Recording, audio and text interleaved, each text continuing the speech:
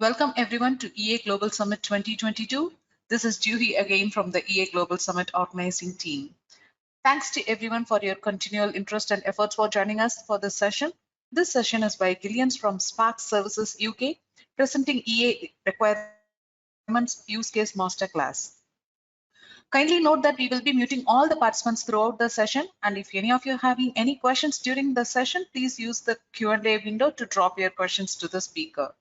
We will be reading out the questions to the speaker and she will be able to answer during the Q&A session at the end. To enable collaboration and communication with Gillian and other EA practitioners directly after the session, we request you to visit the dedicated channel for this session in Microsoft Teams. All presenters, including Gillian, have kindly accepted to stay in the channel to have a one-to-one discussion and answer your queries. The link to the MS Teams channel is posted in the chat window for your quick reference. If anyone is having any difficulty in connecting to Teams, please reach us in the chat window or write to us at registrations@eaglobalsummit.com. Thanks once again for your continual interest and support to EA Global Summit 2022. Looking forward to the wonderful session with Gillian. Over to Gillian. Hi everyone. I'm very pleased to be invited back to present at the Sparx EA Global Summit 2022. Thanks to Judy, Nisam and all of the team for organising this event. So for my presentation today, I thought I would go back to basics and explore all of the features in Enterprise Architect for requirements capture, use case modelling and traceability. I'm going to use our fictional Flower Power organisation to explore these techniques. Times have been very tough for Flower Power recently. Traditionally, they focused on bulk flower sales to retail outlets and chain stores, but now there's an urgent need to diversify. The marketing team have identified a new business opportunity to sell directly to the general public. To make this possible, a new website is required. Our Flower Power business analysts are asked to document the requirements so that the development can be outsourced to a website development team. Our business analysts first interview the Flower Power sales and marketing teams to identify the functionality needed for their new website.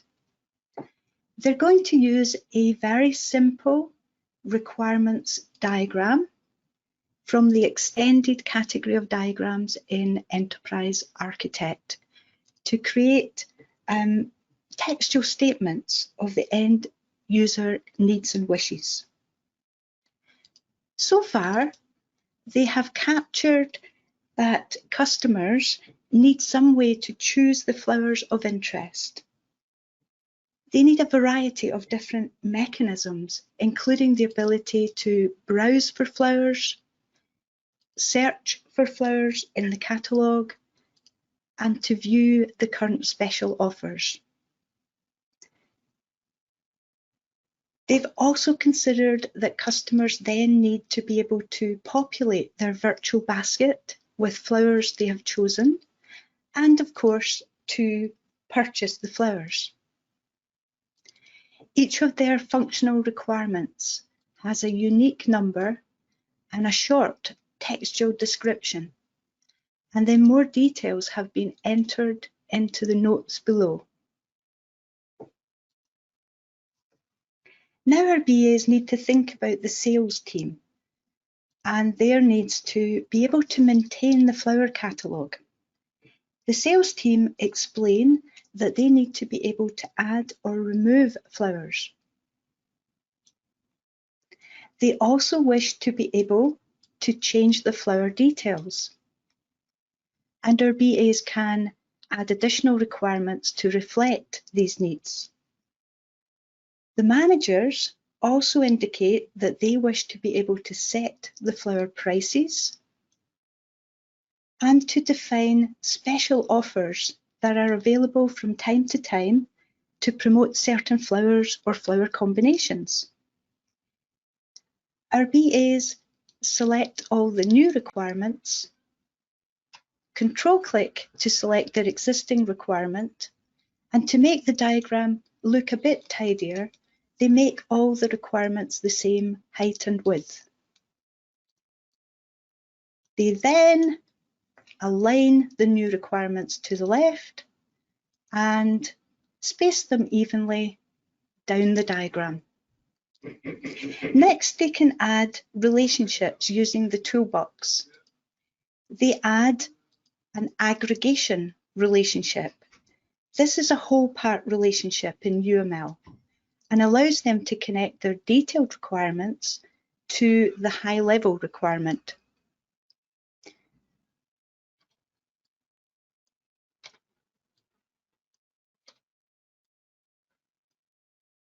Again, the diagram's looking a little bit untidy with all of these separate lines. So our business analysts can right-click on the relationship and change the line style to be a tree style, horizontal. They can then right-click again on the same line and apply this line style to all the connectors of the same type. And now we have a nice tidy diagram again.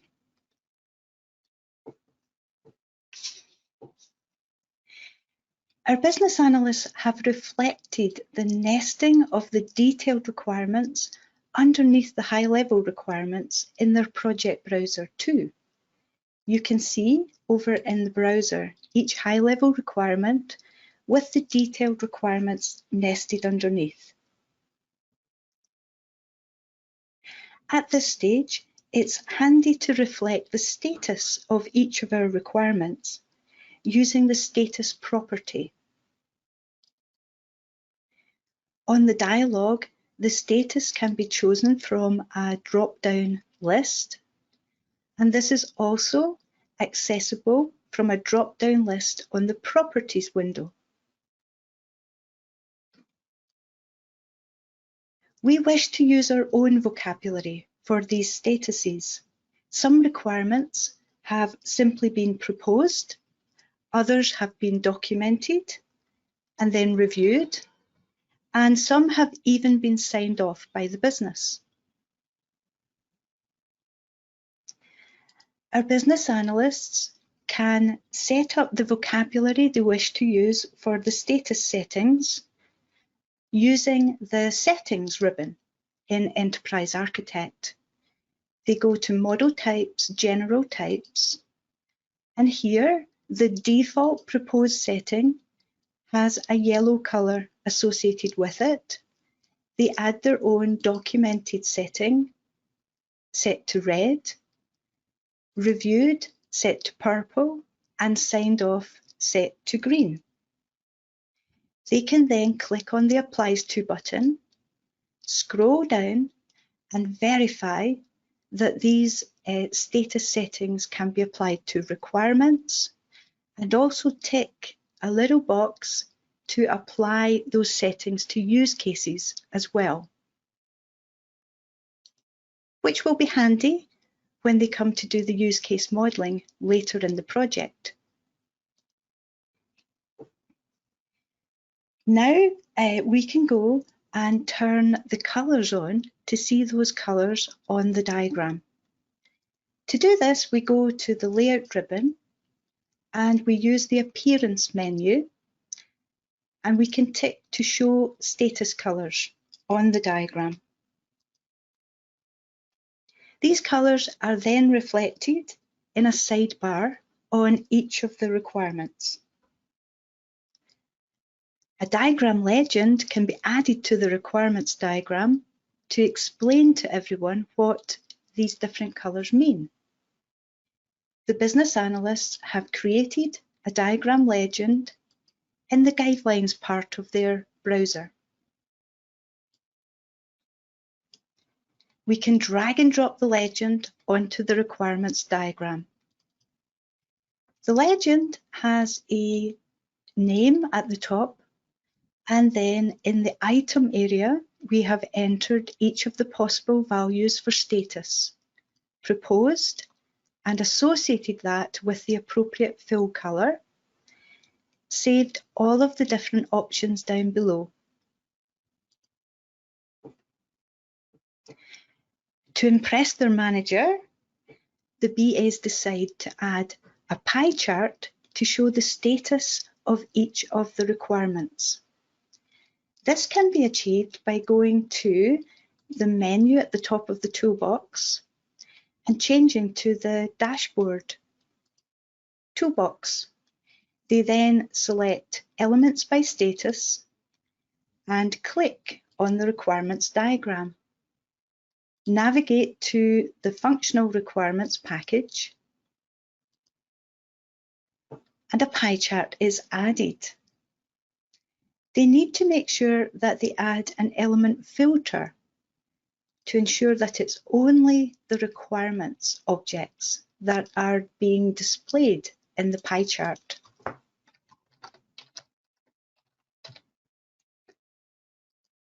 And tick to make this a required filter.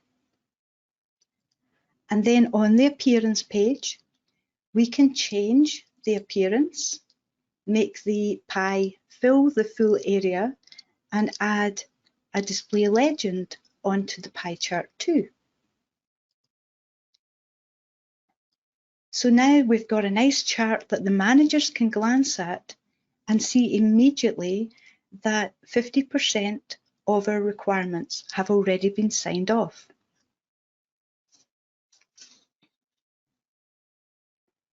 It's a great start, but of course, our business analysts know that later in the project, they can use a Prolaborate dashboard and set up some much fancier interactive graphs and charts.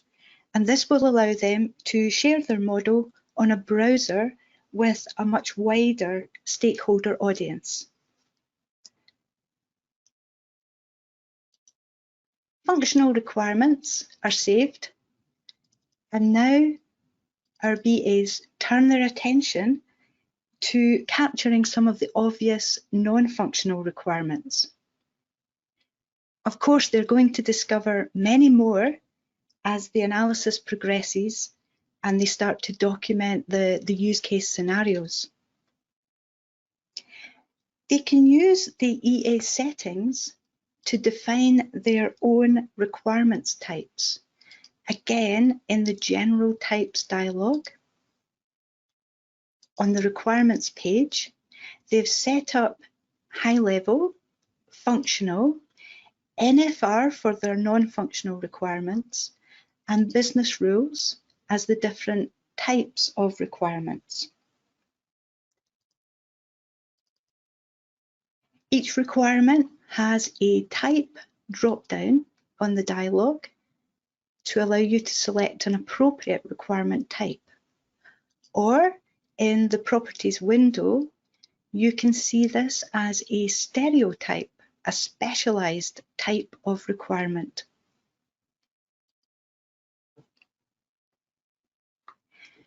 Our non-functional requirements allow us to express any constraints that influence the website design. Now, this might include performance, reliability, security, quality, usability, regulatory, and even environmental statements. For example, how quickly do they expect to get results from a search? Or what are the security implications of handling personal details and storing financial details? Enterprise Architect allows the business analysts to view and interact with requirements in a number of different formats, not just as a diagram. They can switch their view to a specification view. And this allows them to preview what might appear in any generated documentation. And it's a great way of spotting missing descriptions or even spelling mistakes. You can right-click on the heading and open up a little field chooser. and this allows you to determine which properties to display in the columns. You can add or remove columns very easily. Another option is to right-click and switch the view to a list view. The list view is fantastic for filtering and grouping our requirements. For example, we could filter to only see the non-functional requirements appearing on this diagram. And using the heading, we could drag our status heading up into the grey area at the top and group all the requirements by their status. And of course, at any time, we can switch the view back to the graphical view.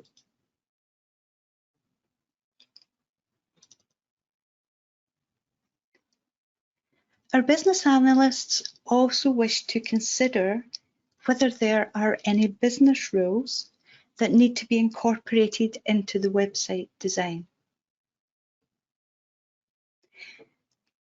Business rules can be created using a requirements element with an appropriate type property.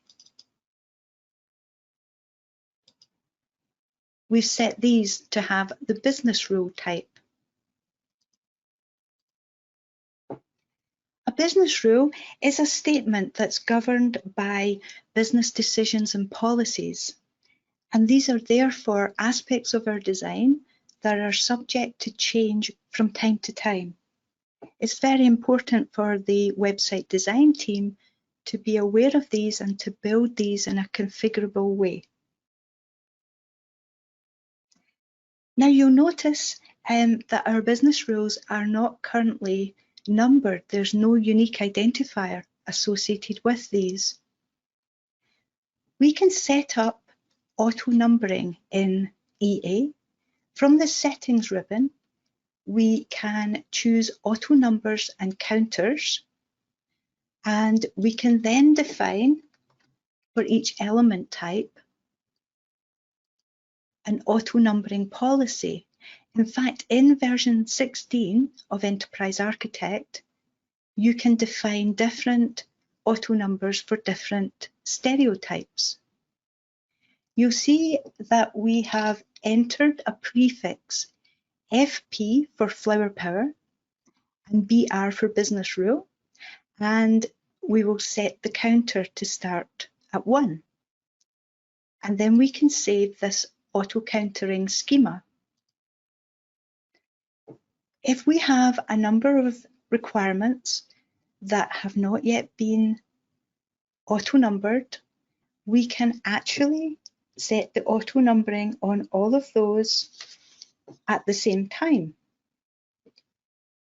We would simply find the package that contains the business rules, go to the design ribbon, and from the manage menu, we can choose auto naming.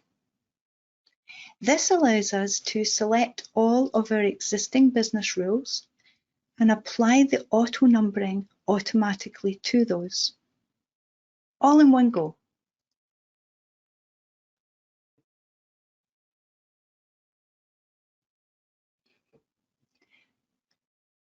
Our flower power business analysts also wanted to store some custom properties with each of their requirements, and were able to facilitate this by using a template package which they've created as part of their project guidelines.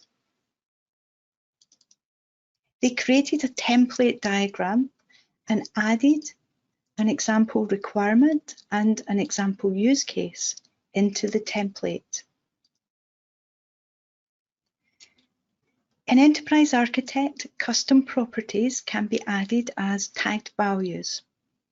In the Properties window, we click on the Tags tab and we can define our own custom properties. The little button in the toolbar that looks like 3 little tags If we click on that, it takes us straight to the dialog where we can define our own custom properties. Our business analysts have created a Moscow priority as a custom property so that they can apply this to both their requirements and their use cases. You will see that they've used a special code in the detail box to make this a list of predefined values. Type equals enum. They can then indicate the values that can be assigned: must have, should have, could have, and wish to have, and set the default to be should have. We then have to instruct Enterprise Architect to use this template. From the Settings ribbon, we can choose Project Template Package. Navigate and find our template package, and now EA knows whenever we create a new requirement or whenever we create a new use case to automatically add this additional property.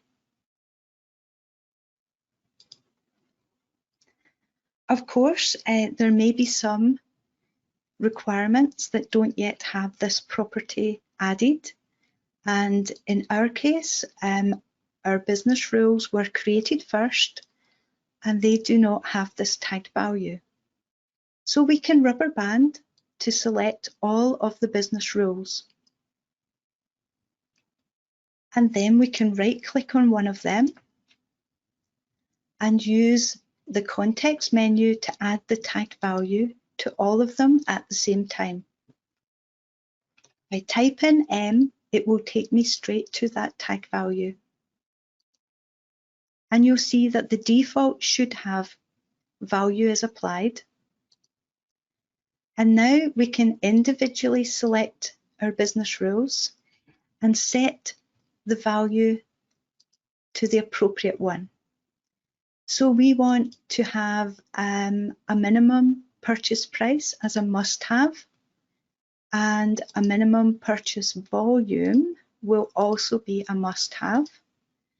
And then the seasonal flower availability, we're going to leave that as a wish to have. Now, our business analysts may well want to see this information on their diagram. There's a couple of different ways of doing this. One option is to add the tagged values as an extra compartment onto the diagram. We can do this by clicking on the background of our diagram, and this means that the diagram properties are displayed in the Properties window. We can then click on the Compartments tab and tick a box to display an extra compartment on each of our requirements, showing the Moscow priority. Another option, if they wish to see more properties on their requirements, is to change the appearance of these requirements and to enable the info view. Again, rubber band to select them all, right click, and from appearance, we can enable info view. Again, right click on any, and from appearance, we can set the info view properties. And this allows us to determine which bits of information we would like to have displayed on the diagram. We can then resize one of our business rules, select them all, and make them all the same height and width.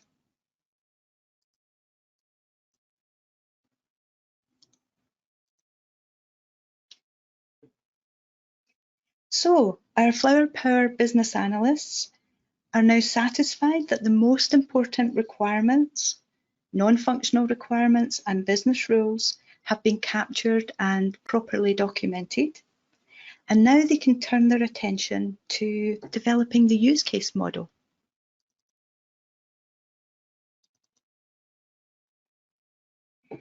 Generally, the first step in developing a use case model is to create an actor catalogue. Actors can be used to model any external entity that needs to interact with the system of interest.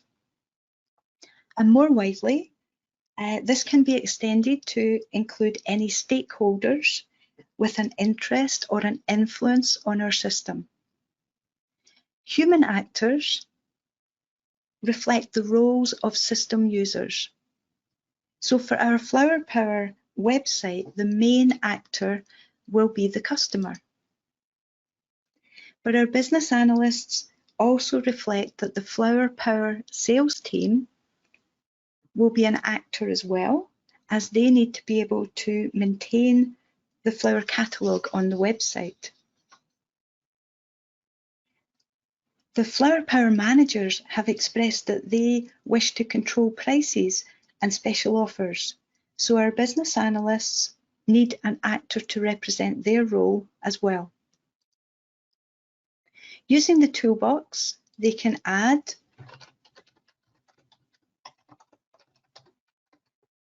Flower Power Manager as an additional role. And following best practice, they can add a description into the notes area.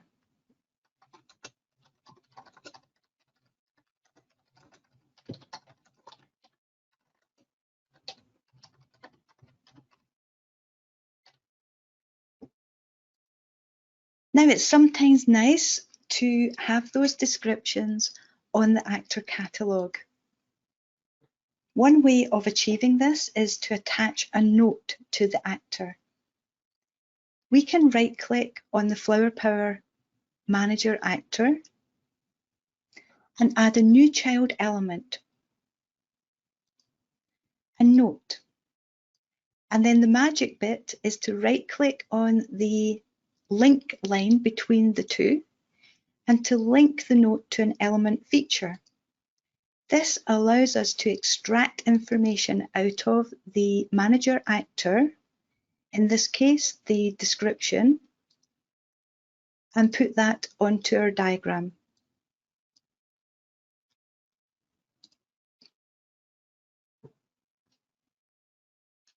The BAs realise that it's useful to have an inheritance relationship, a generalisation relationship between the Flower Power Manager and the sales team actor. This indicates that a manager can act as a sales team member, and they can access all of the use cases that are connected to the sales team. As well as human actors, we can have actors to model any external systems that our new website needs to exchange information with. Our business analysts have already added the Flower Power stock control system as a system actor. And they can change this to use the rectangle look and feel to differentiate it from the human actors. Likewise, we can have a timer actor. A timer actor is used when functionality is triggered automatically by the system at a point in time. So our business analysts anticipate that a weekly timer could trigger marketing messages to tell customers about new special offers. They've added the weekly timer actor, and again, choose to use the rectangle notation for the timer actor as well.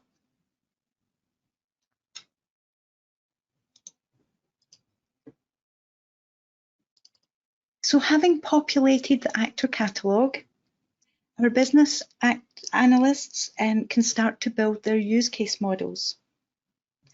They focus firstly on those use cases that are relevant to the customer interaction with the website.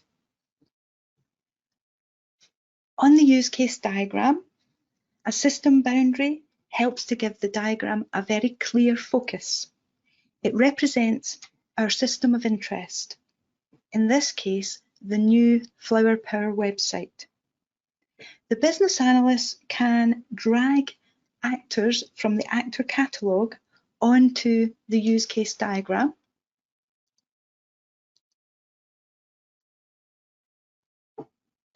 and choose to drop as a link.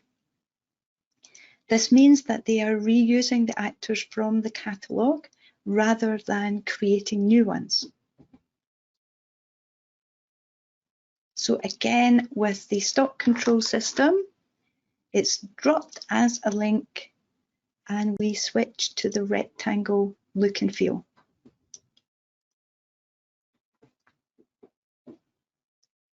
Each of our primary use cases represents an end user goal, an objective from the point of view of our actor. And these use cases are expressed as a verb followed by a noun. That would be best practice.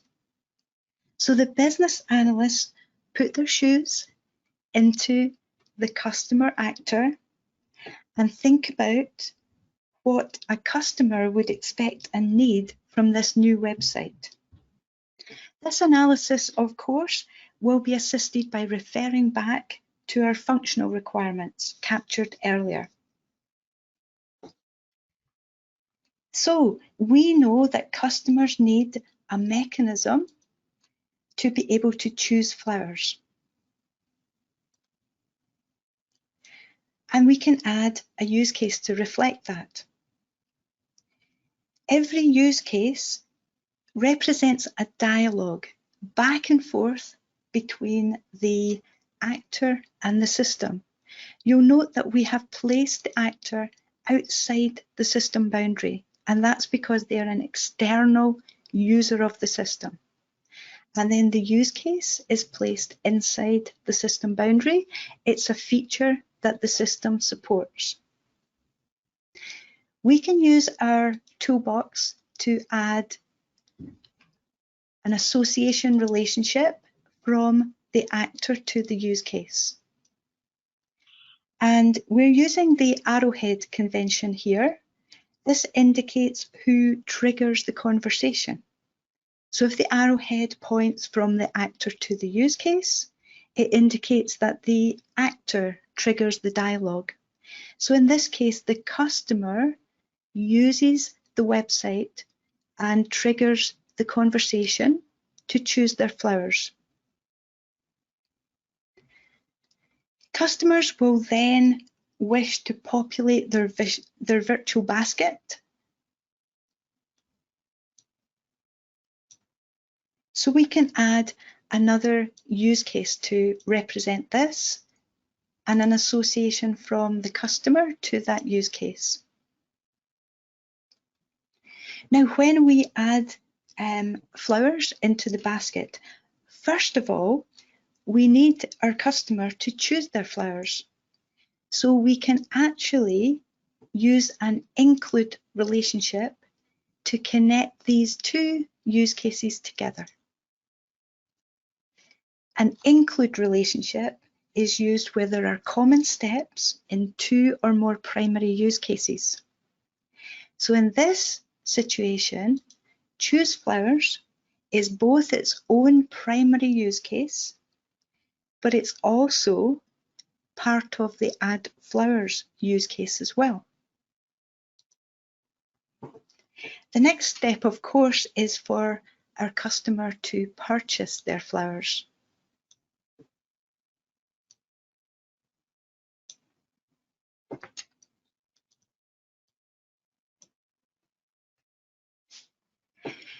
When purchasing flowers, sometimes a customer may opt to repeat a previous order.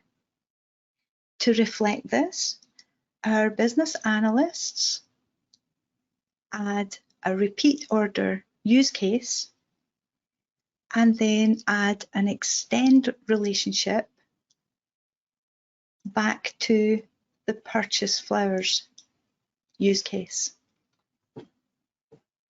An extend relationship is used where there are alternate steps to follow, particularly when there's a significant exception or even a less common feature that's required.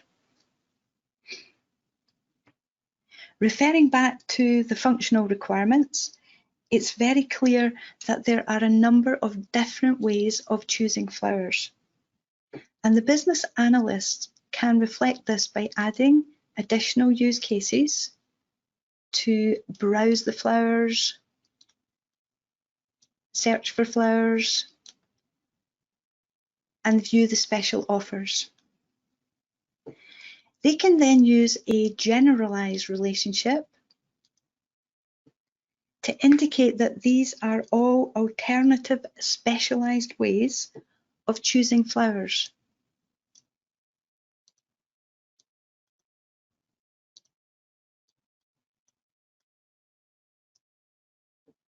Our BAs can complete populating the use case diagram, adding the ability to remove flowers from the basket, or even update the order, or perhaps even cancel an order.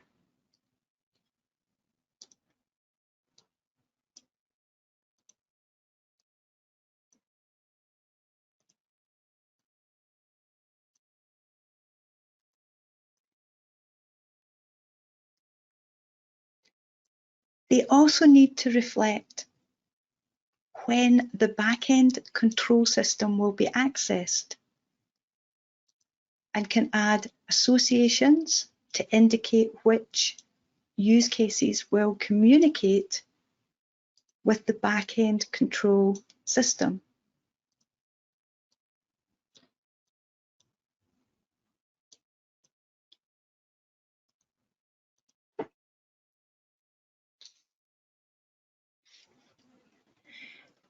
With the customer use case model populated, our business analysts can turn their attention to the sales team and the use cases that they may require.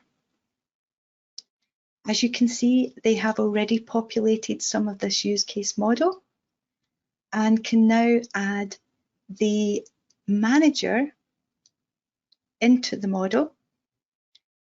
The inheritance relationship is reflected straight away, and they can add association relationships to the manager use cases to set the flower prices and specify the special offers.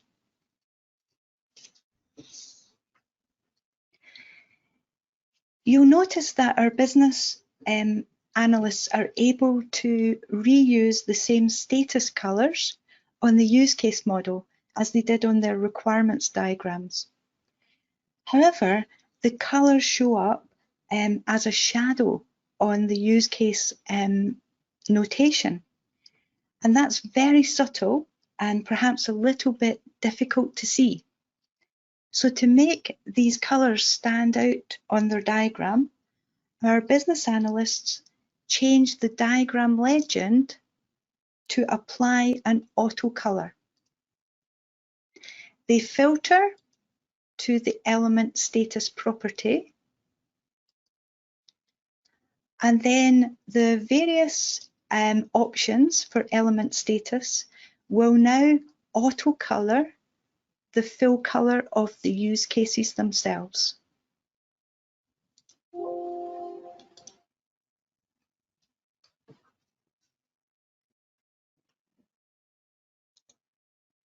So this makes it much easier for everyone to interpret the status of the use cases.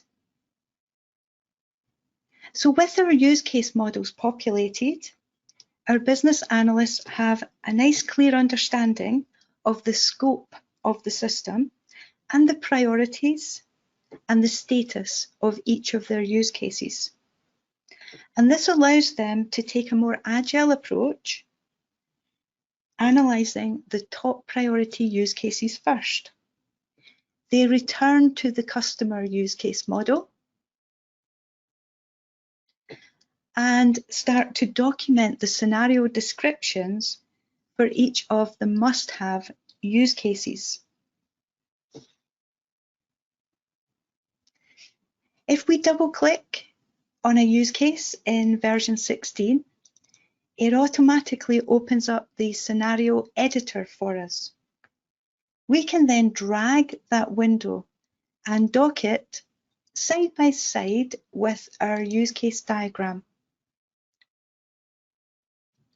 As we can see, the business analysts have entered the basic path for the search for flowers use case. It's a numbered list of steps representing the normal dialogue between the actor and the website in order to achieve the goal of searching for flowers. EA automatically adds a little icon just to the side of each step to reflect who undertakes that step, whether it's an actor or the system. And if EA guesses wrong, then we can simply go in and double-click to toggle the icon.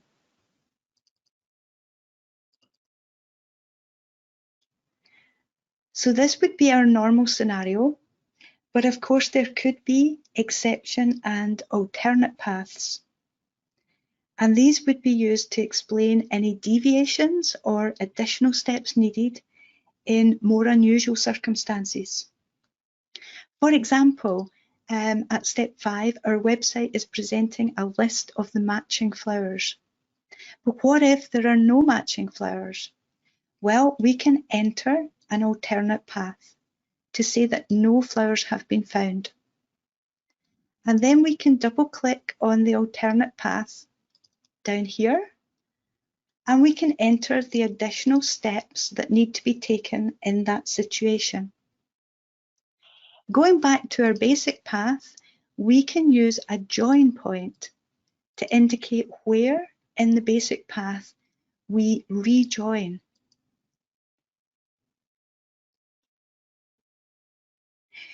To help the business understand the logic of the use case and of all the alternative and exception paths, our BAs can use Enterprise Architect to automatically generate an activity diagram. My recommendation would be the Activity with Action option, as this will allow them to update the activity diagram and make changes to it more easily. You can see that all the steps in the use case are reflected in the diagram, including any alternate paths, and the rejoin points to the basic path are shown as well.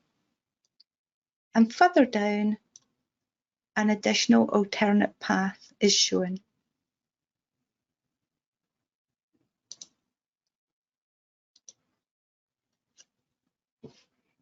Our business analysts can also generate a test case diagram, and this will provide an excellent start point for the acceptance testing team. Again, my recommendation would be to generate an external test case. This creates a separate test case element in the model, pre-populated with all the different possible scenario tests. The acceptance test team can then document their expected outcomes and indicate when these tests have been run and whether they were passed or failed.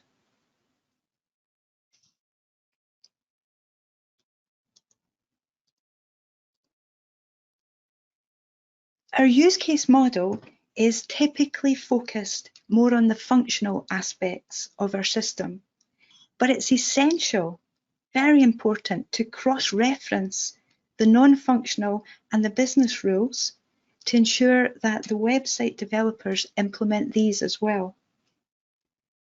Our business analysts can benefit from a super quick mechanism in Enterprise Architect, which allows them to relate the requirements to the use cases simply by dragging and dropping requirements from the project browser on top of each use case.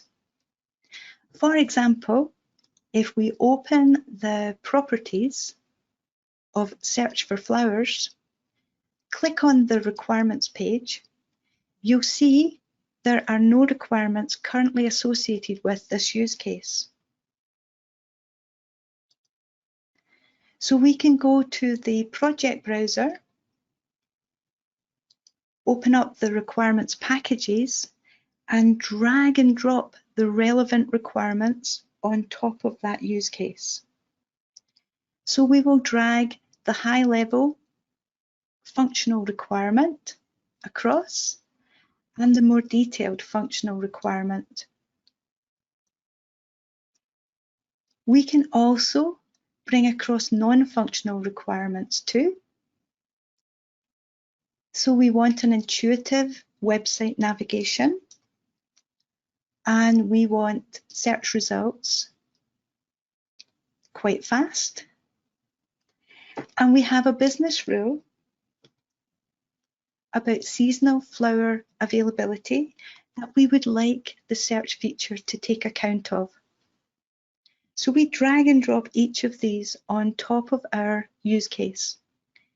And then if we go back into the properties dialog, we can see that the functional, non-functional, and business rule requirement elements are now listed as requirements associated with this use case.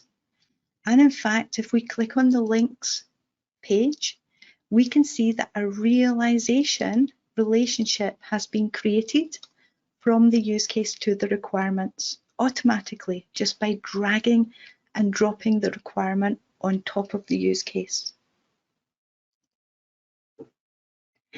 Now, with all of these connections in our model, we can make great use of the traceability window.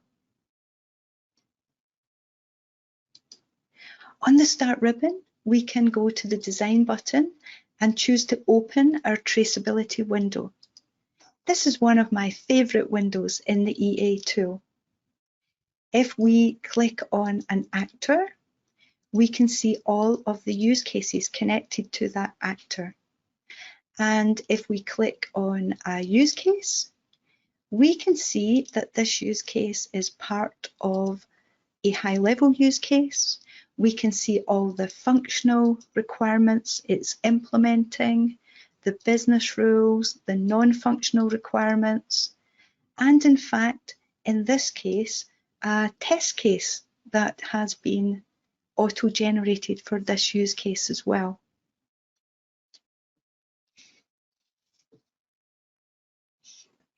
Now, to ensure that the website developers are aware of all the related requirements, our business analysts decide to create a traceability diagram.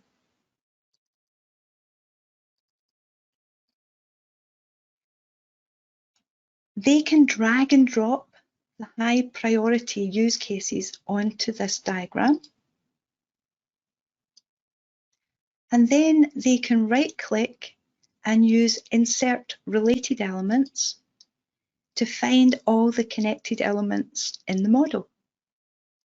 They can tick to bring on the functional requirements, the business rules, the non-functional requirements, and even the test case into the diagram. And simply reposition the requirements to tidy the diagram up and make it a little bit easier to read.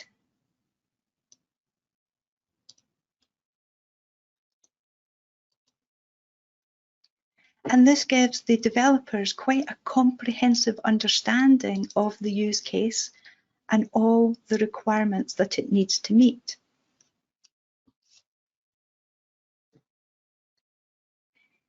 The relationship matrix in Enterprise Architect gives another great way to visualize connections between elements in our model.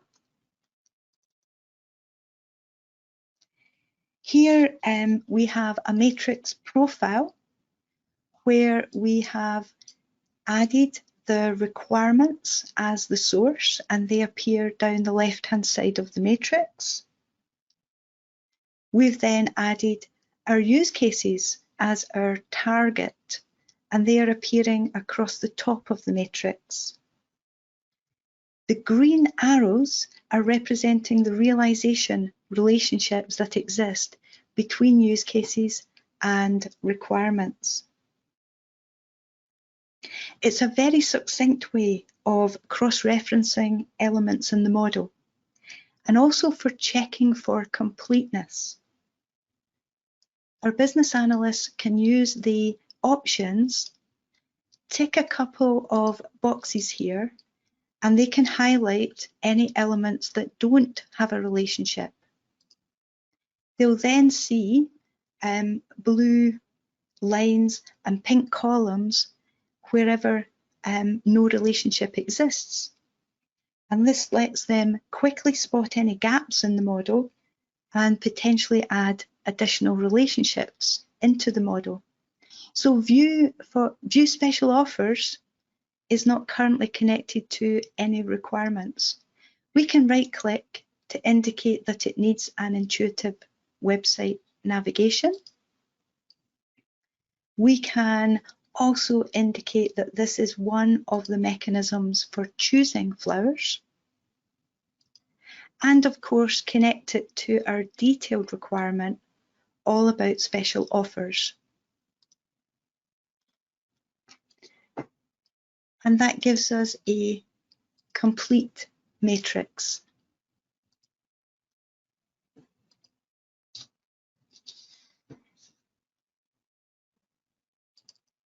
So that brings me to the end of today's presentation. I'm hoping that it's been an insight, especially for potentially newer users of Enterprise Architect, about the features and support that there is for requirements capture, use case modeling, and of course traceability. And if you'd like to learn more about Enterprise Architect support for UML and SysML, we have of course a wide range of training modules on these topics, and we'd invite you to visit our website to find out about our public webinars and the schedule of those. Or of course, I'm very happy to take some questions just now, or answer any questions that you have on the Teams channel. So I'll hand back to Judy just to see if there have been any questions that you would like answered straight away.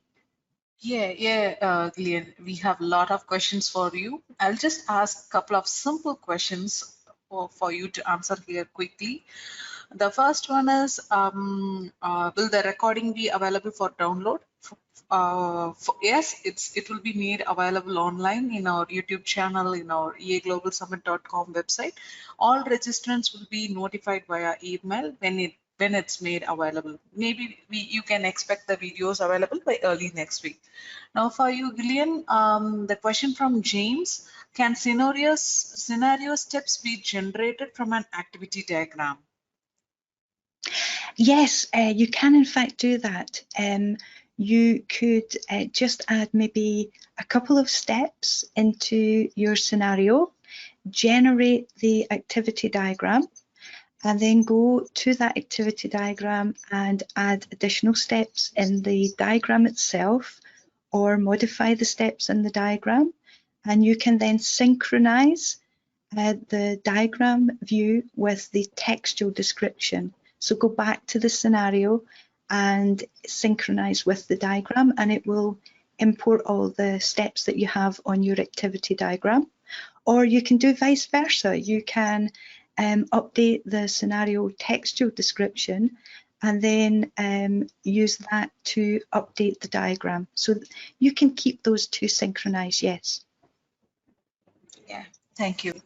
Another question from John. Can you control which type of relationship is created when requirements are dragged onto use cases? No, I don't believe you can. I think it's automatically a realized relationship that gets created for you. And that's the most common relationship to have between requirements and use cases. Of course, if you wanted a different relationship, you could populate those manually yourself, or perhaps use a relationship matrix to quickly populate those, you know, just using the matrix to enter those different relationships. Thank you, Gillian. And one more question from Michael. Is this model available to download from your website? Not at the moment, and we can possibly look to make it available, but it's more the video that we thought that would be most useful for people just to refer back to and see how things are done. Yeah, makes sense. And one more quick question. How could we make a link between use case and the user story? So for user stories, they are, I suppose, very simple, straightforward use cases. You can have, there is a built-in user story notation in the Sparx toolboxes, which could be used instead of a use case. Or you can simply create a user story as a special stereotype of a use case, and then add tagged values to hold the different parts of the user story, the different properties that you would require. And I guess those could then be linked up with actors instead of a normal use case. And thank you, Glenn. I have a couple more questions for you too, but I'll just post those questions in MS Teams. I have long questions from John during the initial hour of the session, but you may need to deep dive into that question to answer. So better you please refer to MS Teams. And a couple more questions from Johan, good comments from the participants. Thank you, Gillian. Thank you for providing the wonderful session. You always nail it. Like every year. Thank you so much. It's been fun again this year, and I'd be delighted to go across to Teams and to answer any additional questions that anyone might have. And of course, for people to reach out to me there, or just by email, or come to our website if you have any additional questions that you'd like to ask. Yeah, people will definitely reach you out to continue the conversation. Fantastic, and thank you so much, Judy. Yeah, thank you. I'll wait here in the GoToWebinar to receive more questions, and then I'll just close the webinar. So thanks once again, Gillian. Thanks to everyone for your time during this session. As mentioned, videos of all sessions of this year event will be made available in our website, eaglobalsummit.com, Sparx Systems Collaborate YouTube channel, Sparx Systems HQ YouTube channel. All the registrants will be notified via email when it's made available. You can expect those videos by early next week. Now, Gillian will be available in MS Teams to have a detailed discussions and answer more questions in Microsoft Teams. The link to Microsoft Teams is pasted in the chat window for your quick reference.